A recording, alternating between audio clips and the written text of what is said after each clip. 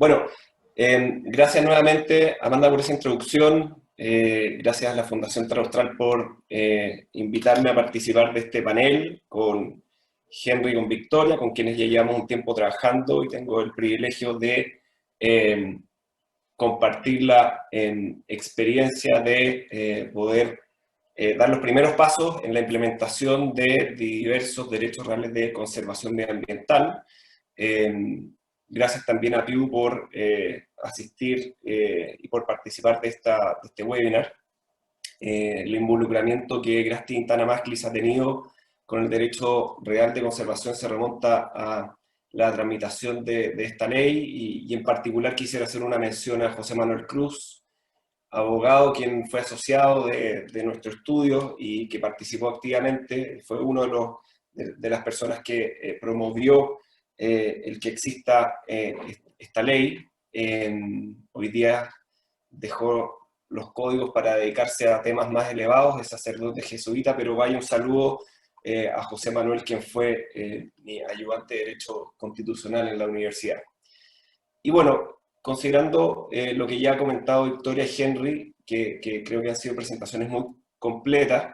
a mí me gustaría dedicar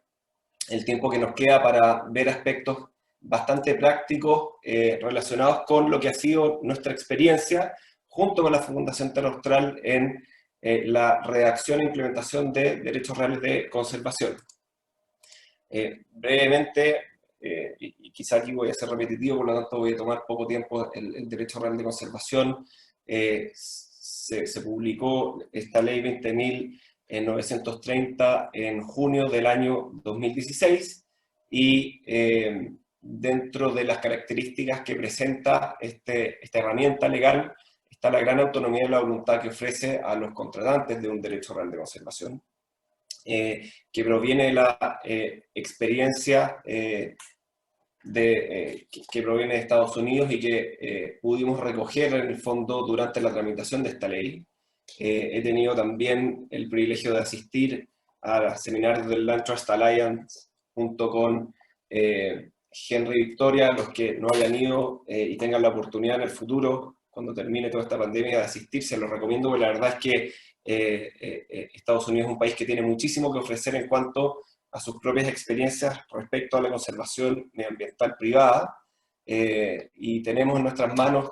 una tarea relevante de poder fomentar esa práctica, poder recoger lo aprendido e incorporarlo a los usos de nuestro país.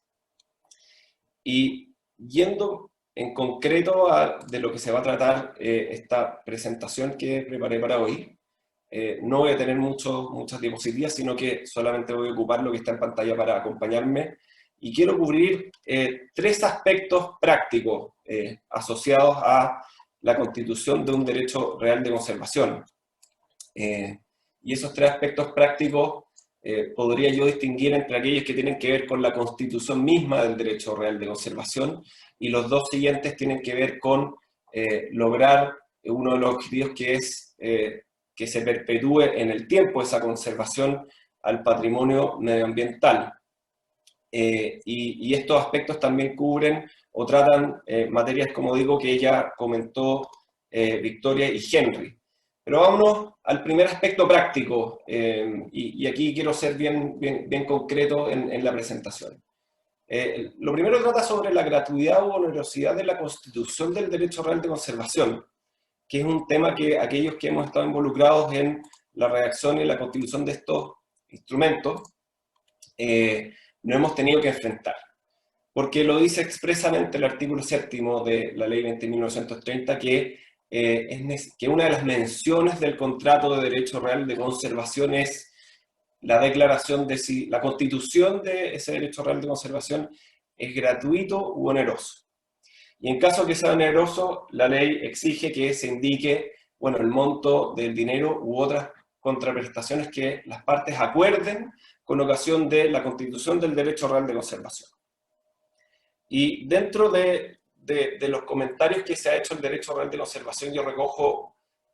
uno que hace años atrás, casi al mismo tiempo de la dictación de esta ley, hizo Hernán Corral, profesor de Derecho Civil, que últimamente se ha dedicado también a comentar sobre temas constitucionales. Pero él sostiene que la constitución gratuita del derecho real de conservación implica claramente una donación y que por lo tanto tienen que aplicarse las reglas sobre insinuación y solemnidades para donaciones de inmuebles. Que es uno de los primeros obstáculos que uno podría encontrar para el fomento, la propagación o promoción de la Constitución de Derechos Reales de Conservación. ¿Por qué? Porque desde el minuto en que el titular o el dueño de un inmueble que quiere constituir un derecho real de conservación se enfrenta al hecho que si quisiera hacerlo de forma gratuita tendría que enfrentar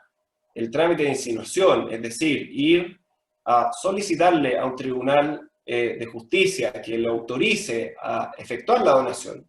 Y no solo eso, sino que además tener que declarar y pagar en impuestos a las donaciones, que tiene una tasa de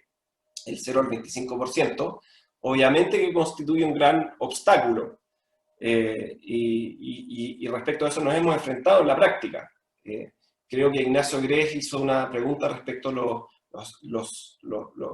las franquicias tributarias que podrían tener y que no existen actualmente asociadas al DRC. Bueno, aquí hay una claramente. No hay una exención, no hay una franquicia que permita eximirse de un trámite de insinuación y tampoco del pago de un impuesto a las donaciones en caso que uno quisiera constituir un DRC de manera gratuita. Por lo tanto, ahí tenemos un primer obstáculo. Y en la práctica, ¿qué es lo que hemos visto? Y les pido por favor que comprendan que lo que estoy exponiendo constituye solamente una exposición y no una recomendación de ninguna manera, pero lo que hemos visto en la práctica es que la manera a través de la cual es posible superar la necesidad de hacer una insinuación y de pagar el impuesto a las donaciones es declarar que el DRC es oneroso y especificar que el titular del DRC, en caso de que sea una ONG, pagará o efectuará una contraprestación por la constitución del DRC al dueño del inmueble a través de ya sea informes o bien prestaciones o servicios de monitoreo y supervigilancia del DRC. Y ahora, si bien creo que esto debiera solucionarse ya sea con la dictación de una ley que específicamente permita que existan franquicias tributarias a la Constitución de Derechos Reales de Conservación, o bien a través de pronunciamientos del Servicio de Impuesto Interno, en el sentido que permita considerar que esto no está sujeto al pago de impuestos a las donaciones en caso que se quiera constituir un DRC gratuito. Creo que sí es posible hacer ciertas distinciones en cuanto a si es efectivamente o no gratuita la constitución del DRC, porque hay que distinguir entre la constitución del DRC, es decir, la creación de este derecho real, y por otra parte los honorarios que eventualmente el propietario podría pagar por la protección o el monitoreo, la supervigilancia de el inmueble en el cual se ha constituido un DRC. ¿Okay? Entonces, vamos viendo. Primero, si bien el profesor Corral considera que es a todas luces gratuita la constitución del DRC, yo creo que eso admite un comentario, porque el mismo Código Civil considera que no todo contrato gratuito se considera donación. En particular, para los que tengan ganas de irse al Código Civil, pueden revisar el artículo 1396, que señala que los servicios personales gratuitos no constituyen donación. Y en segundo lugar, el Código Civil también señala en el 1398 que no hay donación si habiendo por una parte disminución de patrimonio, no hay por la otra parte un aumento para el donatario, en este caso el titular del DRC. Por lo tanto, si yo sostengo que el DRC no constituye un aumento en el patrimonio del titular del DRC, mal podría yo sostener que esto es una donación, sino que podría sostener que acá no hay un incremento patrimonial y por lo tanto no hay un impuesto a las donaciones que pagar. Podríamos agregar a esto que el artículo 6º de la ley del DRC señala que el derecho real de conservación no faculta a su titular para percibir los frutos naturales o civiles que deriven de la conservación, a menos que se acuerde lo contrario por las partes. Entonces, es clave al momento de redactar un DRC determinar si efectivamente existe un incremento patrimonial para el titular del DRC. Si es que el titular del DRC tiene más obligaciones y no le reporta necesariamente beneficios económicos, es posible cuestionar la idea de que es susceptible del pago del impuesto a las donaciones, el DRC. Y en nuestra opinión, si esa titularidad no le reporta beneficios económicos durante la vigencia del contrato titular del DRC, ni tampoco le permite adquirir una ganancia de capital en su enajenación, en caso que se estipule que la cesión o transferencia del DRC debe ser gratuito, yo creo que hay espacio para discutir si es que efectivamente es necesario realizar un trámite de insinuación y además tener que pagar el impuesto a las donaciones por la constitución de un DRC gratuito. Sin perjuicio de lo anterior, hago el disclaimer que no existe a la fecha un pronunciamiento en este sentido de parte del Servicio de Impuesto Interno, y esto puede ser objeto de fiscalización por el Servicio de Impuesto Interno, sin duda. Por lo tanto, en caso que se considere que sea gratuito el DRC o en el caso en que se considere que sea oneroso, yo creo que es necesario acompañar un informe económico que determine, bueno, cuánto vale finalmente el DRC o cuál es el perjuicio del DRC. Y este es un tema que lo hemos discutido largamente con Henry porque en Estados Unidos también ha sido materia de discusión cómo logro valorizar un DRC. Y eso para efectos de, por ejemplo, enajenaciones del DRC, escuché un comentario de Jaime Garrazábal que atendía al aspecto económico en el fondo, que podría eventualmente tener un DRC, es muy relevante saber cuál es el valor, si es que tiene un valor efectivamente. Ese es el primer punto a considerar al momento de redactar el DRC, porque hemos visto que a veces se toma de manera liviana y creo que es un tema esencial y que debe complementarse con ya sea algún pronunciamiento específico de parte del Servicio de Impuesto Interno o bien con una nueva ley que se haga cargo de este tema y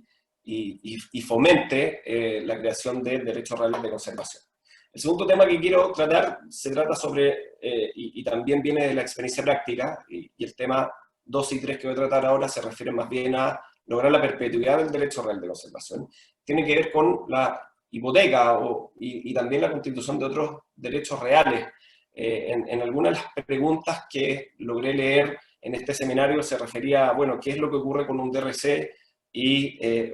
la realización de un proyecto minero? ¿Es posible que un DRC lo detenga? Y la respuesta es que hay que distinguir, perdón por hablar como abogado, pero el DRC se constituye sobre el predio superficial, mientras que el otorgamiento de servidumbres mineras que se originen en concesiones de exploración y explotación tienen que ver con el subsuelo. Por lo tanto, si bien un DRC no necesariamente va a detener la constitución de una servidumbre minera, bien servirá como precedente al momento que se otorgue esa servidumbre, el hecho que exista un DRC sobre un terreno. Pero, y volviendo ahora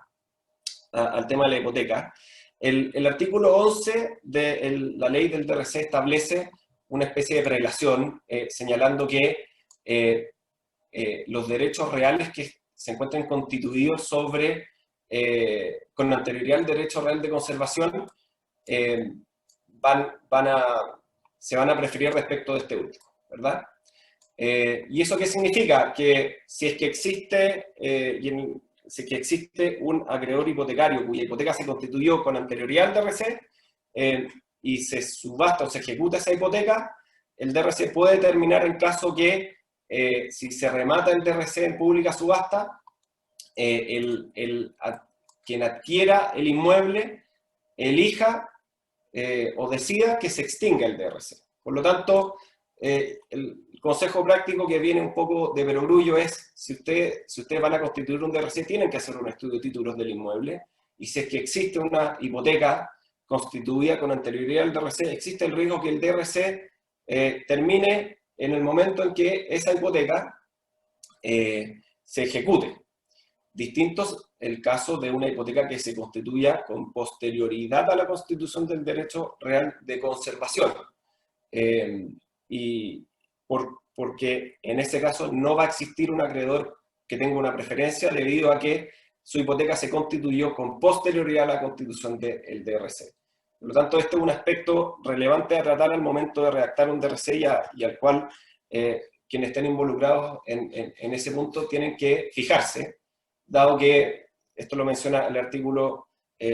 11 y 12 de la ley del DRC, que implica que el DRC, si que existe un acreedor preferente, se va a extinguir a menos que el adjudicatario del inmueble decida que se mantenga el DRC.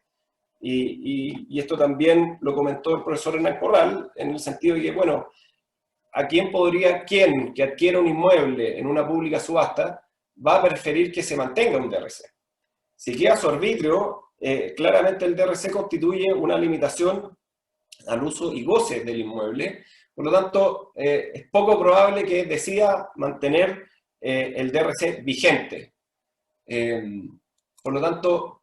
este es un tema que hay que fijarse al momento de redactar los DRC, obviamente. Y siguiendo adelante, bueno, nos ha tocado también ver en la experiencia práctica que existen personas que al momento de constituir el DRC eligen constituir una hipoteca en el mismo DRC y esa hipoteca busca garantizar el pago al titular del DRC, es decir, al garante de la conservación, por cualquier perjuicio que se produzca por parte de ese mismo garante, que nos parece que una fórmula, si bien es novedosa, obviamente que en la práctica, al momento de proponerle al propietario un inmueble con quien uno negocia la constitución de un DRC, si se le propone, bueno, agreguémosle al DRC entonces una prohibición de grabar o enajenar, de grabar el inmueble, eso va a significar que se le puede quitar mucho valor a la propiedad. Más todavía si es que se limita la facultad de dominio con la constitución de un DRC, esto obviamente de la perspectiva del propietario, más todavía si es que no puedo yo ocupar el inmueble como una garantía para obligaciones ya sean propias o de terceros. Pero eso es algo a considerar, porque si uno quiere limitar el cambio de propietario en un DRC, bien uno podría negociar también para que exista una prohibición de gravar o enajenar, pero obviamente esto habrá que verlo caso a caso. Y por último, brevemente me quiero referir a la resolución de conflictos en cuanto al DRC, que sí nos parece que es un tema muy relevante en cuanto a la perpetuidad y a la posibilidad de poder mantener en el tiempo derechos reales de conservación medioambiental. Si nos vamos a la ley, el artículo 13 de la ley del DRC establece que la resolución de conflicto a que diere lugar la ley se sujeta a las normas del procedimiento sumario. Y para los que no son abogados, que creo que son la mayoría en este seminario, el juicio sumario es simplemente un juicio más corto, supuestamente verbal, en la práctica no es así, con menos trámites, que tiene plazos más breves, se contrapone un juicio ordinario del acto de conocimiento porque el sumario necesita más rapidez y se cede el paso a oportunidades para tener amplias discusiones entre las partes del juicio sumario. Y esto creo que se buscó por darle algún sentido de urgencia a la resolución de situaciones que puedan perjudicar la conservación medioambiental. Y uno revisando la historia de la ley, es hacia allá, hacia donde apuntó el legislador al determinar que se resuelvan los conflictos a través del juicio sumario. Pero si uno lo ve por otra parte, la conservación medioambiental lo que busca es lograr objetivos a largo plazo. Por lo tanto, en la práctica nos ha parecido que la resolución de conflictos es muy relevante porque vemos que hay una relación que ojalá sea de largo plazo también entre el propietario del inmueble y también el garante de la conservación. Que si bien la ley permite que sean personas naturales o jurídicas, hemos notado que en la mayoría de los casos son personas jurídicas los garantes de conservación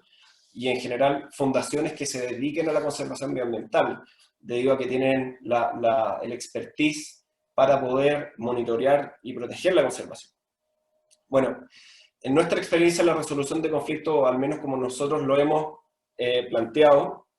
hemos ocupado la autonomía y la voluntad para poder prorrogar la competencia y permitir que sean árbitros los que resuelvan conflictos que surjan con ocasión de la conservación medioambiental, pero con promoviendo que existan instancias de comunicación previas entre las partes antes de gatillar un arbitraje. De partida porque un arbitraje también representa costos que pueden ser elevados. Y en segundo lugar porque como estamos frente a un contrato que tiene una ejecución o tiene la aspiración de ejecutarse a perpetuidad, en la medida que exista comunicación previa antes de efectivamente interponer acciones judiciales ante un juez árbitro, es relevante promover que las partes conversen e incluso que exista una instancia de mediación previa donde se solucionen los conflictos que puedan surgir respecto a las obligaciones que ambas partes adquieren con ocasión del derecho real de conservación. Y pensando en las restricciones que la ley promueve que existan, si es que un propietario no cumple con algunas de las limitaciones y decide, por ejemplo, echar a andar un proyecto inmobiliario, para poder ejecutar un proyecto inmobiliario en un inmueble se requieren también de distintas etapas y autorizaciones a nivel municipal, si es necesario, o a nivel de autoridad agrícola. Por lo tanto, existe tiempo también para poder resolver las diferencias que pueden existir entre un propietario y un titular del DRC, para resolver esas situaciones. Y es por eso que nos ha parecido que, si bien entendemos el objetivo que tuvo el legislador al disponer que la resolución de conflictos se hagan a través de procedimientos sumarios, en la práctica hemos promovido que existan instancias formales de comunicación antes de iniciar una acción judicial entre propietario y titular del DRC, y creemos que eso promueve y eventualmente puede lograr el objetivo de lograr perpetuar en el tiempo la conservación medioambiental. Y creo que con eso llevo 19 minutos hablando, así que lo voy a dejar hasta aquí. Voy a dar paso a Amanda para que podamos resolver cualquier pregunta que tengan los asistentes. Gracias. Gracias, Franco. Tenemos tiempo para una pregunta. No hemos pasado el tiempo, mil disculpas, pero uno se entusiasma conversando de estas cosas. La pregunta que está, quisiera entender por qué con un DRC se establece que habría una donación, siendo que no se está transfiriendo el dominio.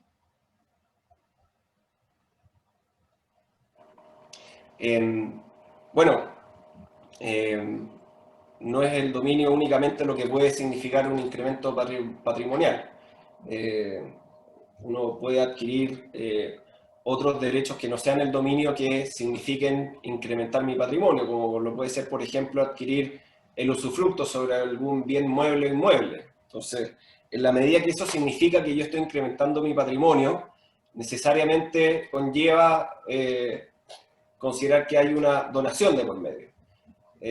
Y así, como lo hemos dicho, se ha entendido por distintas personas que han estudiado el derecho real de conservación, y la clave, y con lo que quisiera que se puedan llevar hoy día de esta sección del seminario, es que al momento de constituir un DRC hay que tener especial cuidado para determinar si efectivamente hay un incremento patrimonial, porque la verdad es que si hay más cargas que beneficios para el titular del DRC, yo creo que se admite duda respecto a si hay una donación. Si bien puede ser gratuito el contrato, no necesariamente puede haber una donación si es que yo termino con más cargas que beneficios. Yo como titular